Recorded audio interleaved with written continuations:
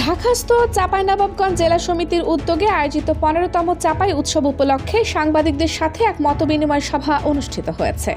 ২২ December সোমবার সকাল ১১টায় নবাবগঞ্জ সরকারি কলেজের শহীদ মিনার চত্বরে এই মতবিনিময় সভা অনুষ্ঠিত হয়। সভায় চাঁপাই উৎসবের উদ্দেশ্য, কর্মসূচি ও সার্বিক প্রস্তুতি সম্পর্কে সাংবাদিকদের অবহিত করা হয়।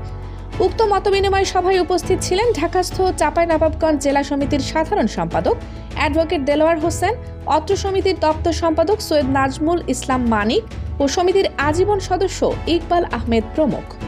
দেশ দর্পণ নিউজ, দেশের সাধারণ জনগণের সংবাদ মাধ্যম।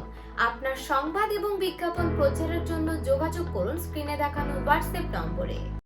এ সময় বক্তারা বলেন, চাঁপাই উৎসবের মাধ্যমে চাঁপাইনবাবগঞ্জের ইতিহাস, ঐতিহ্য, সংস্কৃতি ও সম্ভাবনাকে জাতীয় পর্যায়ে তুলে ধরা হবে। পাশাপাশি জেলার উন্নয়ন, সামাজিক সম্প্রীতি ও প্রবাসী চাঁপাইনবাবগঞ্জবাসীদের মধ্যে সৌহার্দ্য বৃদ্ধিতে এই উৎসব গুরুত্বপূর্ণ ভূমিকা রাখবে। মতবিনিময় সভায় ঢাকাস্থ চাঁপাইনবাবগঞ্জ জেলা সমিতির নেতৃবৃন্দ, উৎসব আয়োজক কমিটির সদস্য এবং জেলার বিভিন্ন প্রিন্ট ও ইলেকট্রনিক মিডিয়ার সাংবাদিকরা উপস্থিত ছিলেন।